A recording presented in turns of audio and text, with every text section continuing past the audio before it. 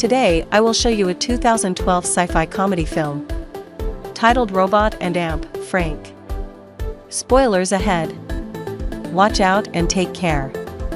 In the near future, in Cold Spring, New York, ex-convict Frank Weld lives alone in the woods and tries to ignore the fact he suffers mental deterioration and dementia, causing him to have disorientation and memory loss.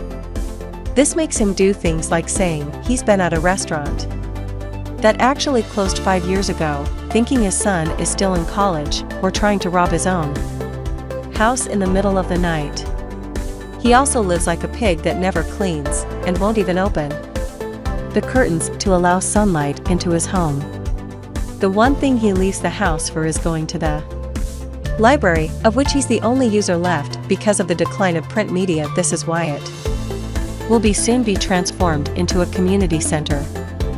Frank not only likes going there to pick up more books though, he also likes seeing the librarian Jennifer, who he has a crush on. After every library run, he stops by the beauty shop nearby and steals a little something for his collection. One afternoon, he's visited by his son Hunter, who drives there every weekend, cutting the time he spends with his own family for it.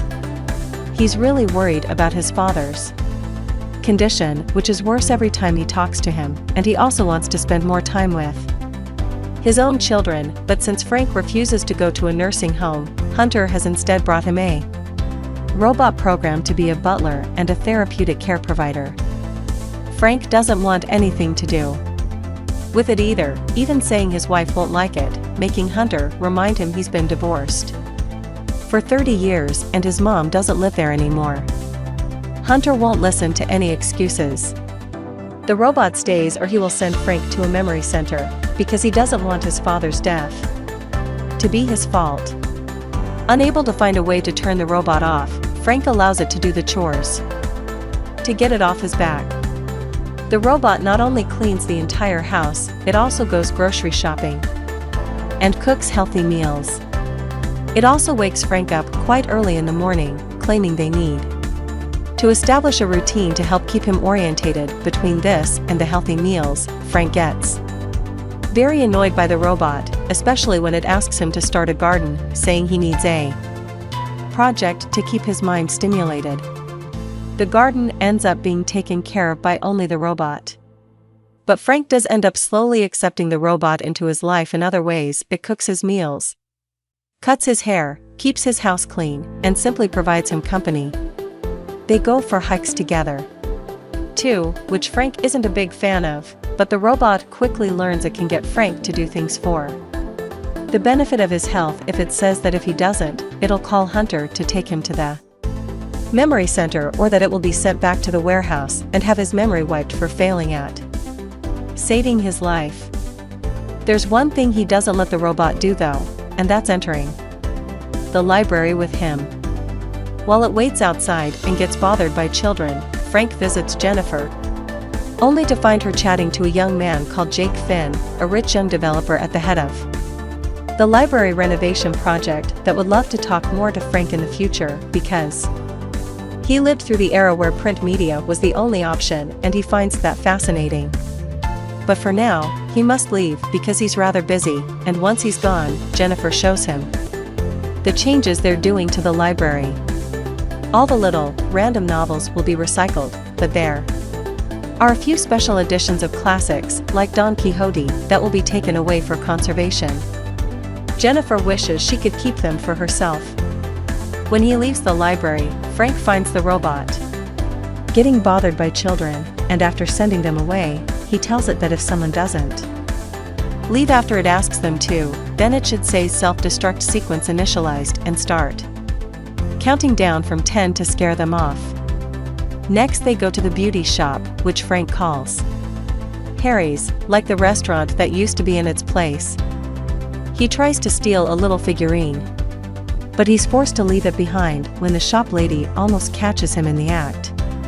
On their way home, however, he finds out the robot has taken the figurine for him. It knows the definition of terms like stealing and shoplifting, but it has no sense of morals, and the law hasn't been programmed into it either. Frank finds himself really liking this side of the robot and decides to teach it how to pick locks, calling it the project that can keep him stimulated instead of the garden. This gives him an idea, and so Frank breaks his own rule and takes the robot into the library with him so it can learn where everything, especially the antique books, is located. They come across Jennifer, who tells them about an incoming fundraiser party and asks Frank to be her +1, which Frank accepts. Afterward, he and the robot check out the security system outside the library. And Frank finally admits he wants to come at night and steal the old copy of Don Quixote. The robot doesn't think it's a very good idea because respecting Frank's schedule is important to keep him orientated, but Frank convinces it to help him by pointing out how stimulated this new project is keeping him. He hasn't felt this alive in a while. Hunter calls him one evening to scold his father for having complained about the robot to his sister, who is now harassing him to take the robot back. Frank tells him he's changed his mind and wants to keep it, surprising Hunter when he tells him to spend more time with his kids. After they hang up, Frank worries the robot has been telling him about their secret project, but the robot promises building trust by respecting privacy is part of his healthcare program. Later in the evening, they easily break into the library thanks to Frank's lifelong experience as a cat burglar. The robot takes Don Quixote and tells Frank they need to leave when it notices he's starting to get disorientated and asks weird questions like why it's wearing a space helmet. The duo leaves the library safely, but Frank forgets his glasses on the table. When they make it home, Frank is so pumped about their success that he doesn't want to go to bed yet, and this is taking its toll on him. He starts talking to the robot, believing it is his son, showing regret over missing so much of his life in prison that he couldn't see him grow up and couldn't even recognize him the first time he saw him after he was released. The next morning, Frank gets a call from his daughter Madison, who is away on a trip to Turkmenistan. She's learned through Hunter that Frank is keeping the robot and believes her brother is abandoning him with a machine, and Frank can't help responding Hunter is at least doing something. Madison apologizes for not being around and reminds him traveling is what she does for a living. When night falls, Frank and the robot go to the fundraiser party with the intention of gifting the Don Quixote to Jennifer, but they canceled that plan when she refers to the robbery as something horrible. While Jennifer is mingling with the donors, Frank can't help noticing Jake is talking to Sheriff Rawlings while glancing at him.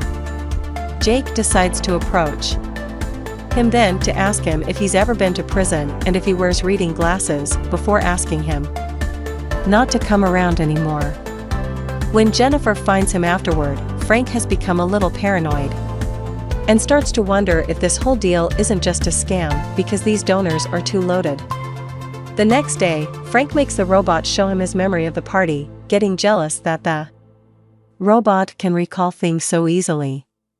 Noticing all the expensive jewelry the guests were wearing, he starts planning their next job, which the robot protests against again. Frank reminds him this kind of activity is stimulating him more than the dumb garden, and promises he'll go all over the potential risks to make it a mistake-proof job. The robot accepts Frank doing only the casing as research to keep him active.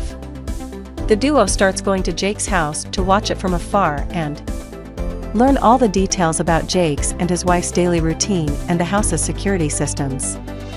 While watching, they talk about a variety of subjects, and Frank starts wondering how much of what they do is the robot's choice and not just programming.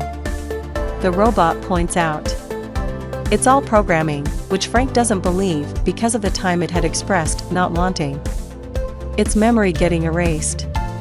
To his surprise, the robot admits it only said that to coerce Frank, not because it has any actual wishes of his own. It is extremely aware of the fact it is not alive. And this makes Frank uncomfortable. One evening, while working on his plans, Jennifer knocks on the door, saying she's come over for dinner. Frank had completely forgotten about it. But instead of admitting it, he tells her he's still getting ready and to come back. Later, Jennifer leaves looking rather hurt after putting down the pie she's brought on the porch. The next day, Frank wraps up Don Quixote and goes to the library with the intention of gifting it to her, but he hears the modern music coming from the building and changes his mind. The two of them continue to watch Jake throughout the week until one day, their planning and scheming is interrupted when Madison shows up of nowhere at the house. She's been thinking a lot about how she hasn't been there for Frank, so she's come to save him from the robot, or so she claims. Frank tries to tell her he likes the robot, but she ignores him and uses the password she got from Hunter to shut it down. Even if he has his daughter's company now, Frank misses the robot and the way it cared for him, which Madison doesn't even start to match. As a way of protest, he starts behaving like a pig again, transforming the house back into a dump in just one day. But when he wakes up one morning, he finds every room is spotlessly clean. And Madison says she pulled an all-nighter to achieve it. Frank doesn't believe her and calls out her hypocrisy for having used the robot, and after explaining how he needs it because it's his friend, she gives in and accepts to turn it on again as long as he promises they won't entirely depend on it to live. Later in the evening, Frank explains his plan to steal the diamonds from Jake's house to the robot, who admits it's pretty good but still worries about Frank's health. So it agrees to do it only if Frank accepts a new diet from now on.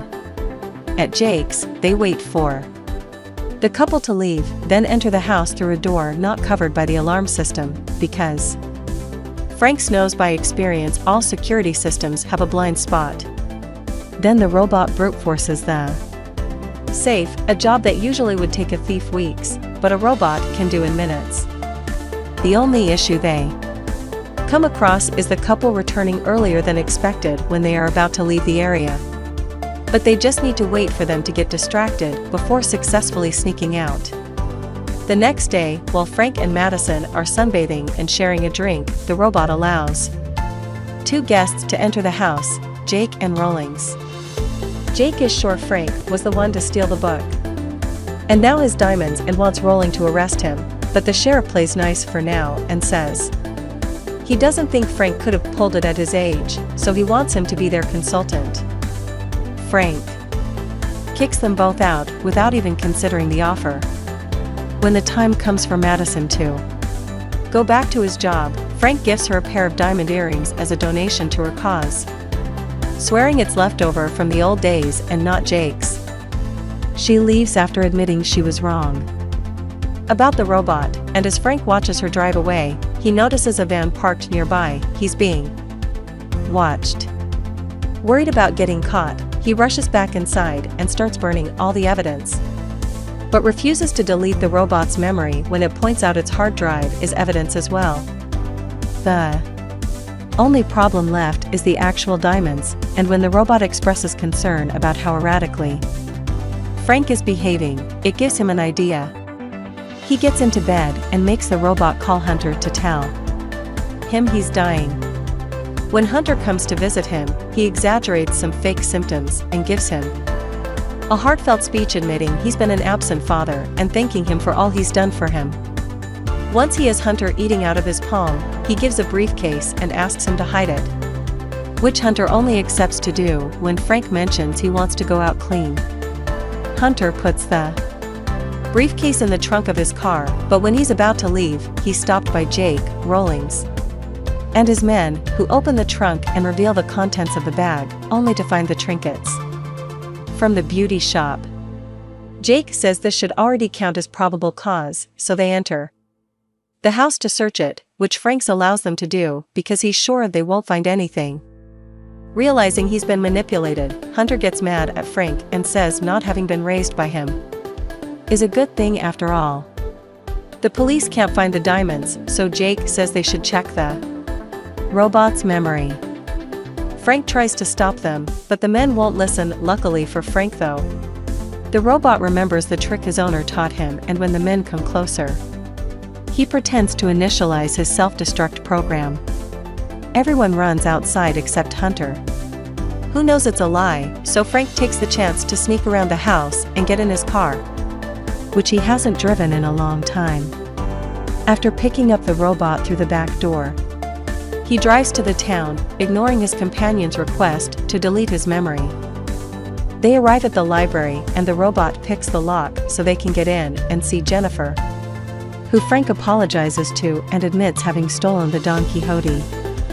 He wants to tell her more about his life, but he suddenly gets distracted when he sees some pictures on the wall and has a shocking realization. Jennifer is his ex-wife and mother of his children, but because of his memory problems, he didn't recognize her after he was freed from jail because she looks older.